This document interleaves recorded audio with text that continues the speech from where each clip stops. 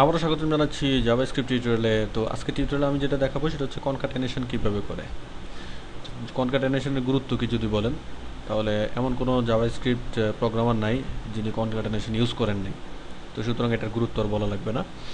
এটা কী কাজে লাগে, ফিউচারে যখন কাজ করবেন তখন বড় কোনো প্রজেক্টের কাজ, তখন দেখতে পাবেন যে কী কাজে লাগে। তো আমরা ফিউচারে যদি কখনো কখনো বড় ধরনের কোনো অ্যাপ্লিকেশন ডেভেলপ করি, তখন জাভাস্ক্রিপ্টের যদি কনকাটেনেশনের ব্যবহার চলে আসে তো আমরা করে দেখাবো। তা আপাতত শুধু এতটুকু জেনে রাখা লাগবে যে কনকাটেনেশন জিনিসটা কী করে ইউজ করা হয়।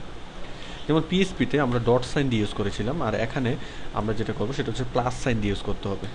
তো আমি একটা এক্সাম্পল দিচ্ছি। আমি যদি লিখি যে ভার একটা ভেরিয়েবল নিচ্ছি যেটার নাম হচ্ছে কন, ইকুয়াল দিয়ে আমি যদি একটা ব্ল্যাঙ্ক স্ট্রিং নেই, নিচে আমি যদি লিখি যে ভার, তারপর যদি নিচে যদি আমি লিখি হচ্ছে কন, তারপর যদি প্লাস ইকুয়াল, আমি যদি এখানে একটা ক্যারেক্টার নেই এ, আর নিচে আমি যদি আবার সেম জিনিসটা লিখি কন, অর্থাৎ ভেরিয়েবলটা জাস্ট লিখছি।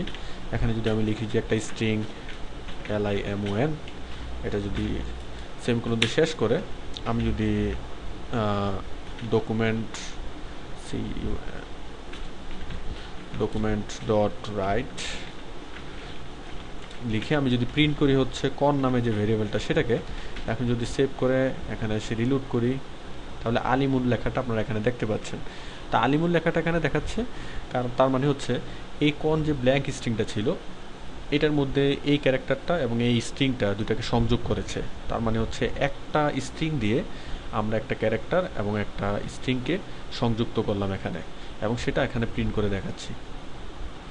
তো মাঝে মধ্যে এরকম কাজ চলে আসে, যেমন ধরুন যে আমার কাছে একটা হেডিং আছে, দিস ইজ এ হেডিং,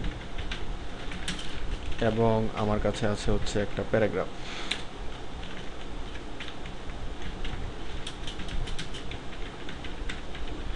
তো মাঝে মধ্যে এরকম আসে যে একটা HTML পেজকে জাভাস্ক্রিপ্টে কনভার্ট করতে হবে। তো জাভাস্ক্রিপ্টে কনভার্ট না, আসলে একটা HTML টোটাল পেজকে জাভাস্ক্রিপ্টের একটা ভেরিয়েবলের মধ্যে রাখতে হবে নিয়ে। এই ধরনের কাজ আসে জাভাস্ক্রিপ্টে কাজ করার সময়, যারা jQuery দিয়ে কাজ করেন।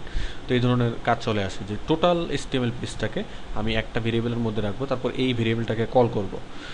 তো এই ধরনের কাজ করতে কীভাবে করবো, যেমন এই হেডিংয়ের প্যারাগ্রাফটাকে যদি আমি এখানে নিয়ে আসতে চাই, ধরুন যে অনেকগুলো কোড নিচে থাকলো HTML-এর, সবগুলো কোডকে আমি নিয়ে আসবো হচ্ছে একটা ভেরিয়েবল যেটার নাম থাকবে হচ্ছে কন। তো সেই ভেরিয়েবলটার মধ্যে আনলে আমরা কীভাবে আনবো? তা আনতে হলে যেটা করতে হবে, আমি জাস্ট যেমন এটা কপি করে আমি যদি এখানে নিয়ে এসে এখানে প্রিন্ট করে দেই, আর এই HTML কোডটাকে নিয়ে যদি কপি করে এখানে এনে প্রিন্ট করে দেই, এখন যদি সেভ করি, আর এটা ধরলাম যে কেটে দিলাম, Ctrl+S সেভ করলাম। তো এখন দেখেন যে এটার মধ্যে আমি এই HTML ট্যাগ এবং এই প্যারাগ্রাফ ট্যাগ দুটাকে আমি জাভাস্ক্রিপ্টের একটা ভেরিয়েবলের মধ্যে নিয়ে আসলাম। এভাবে করে আপনি যতগুলো ইচ্ছা, যদি 1000 লাইন HTML কোড থাকে সেটাকে এভাবে নিয়ে আসতে পারেন। এখন আমি যদি এটাকে রিলোড করি, তাহলে আপনারা দেখতে পাচ্ছেন this is heading, this is paragraph, এবং সেটা আসলে দেখতে পাচ্ছেন একটা ভেরিয়েবলের মধ্যে, অর্থাৎ জাভাস্ক্রিপ্টের একটা ভেরিয়েবলের মধ্যে আমরা দুটো লাইন দেখতে পাচ্ছি। তো এই ধরনের কাজগুলো খুব বেশি লাগে। কিছুদিন আগে আমি এরকম একটা কাজ করেছি, কোথায় করেছি ভুলে গেছি, কিন্তু এই ধরনের একটা কাজ করেছি। তো ফিউচারে আমি যদি কোনো বড় ধরনের অ্যাপ্লিকেশন করি তাহলে অবশ্যই সেটার মধ্যে দেখাবো যে কী করে এটা অ্যাপ্লাই করতে হয়। তো পরবর্তী টিউটোরিয়াল দেখার মতো জানাচ্ছি আজকে এতটুকুই। আল্লাহ হাফেজ।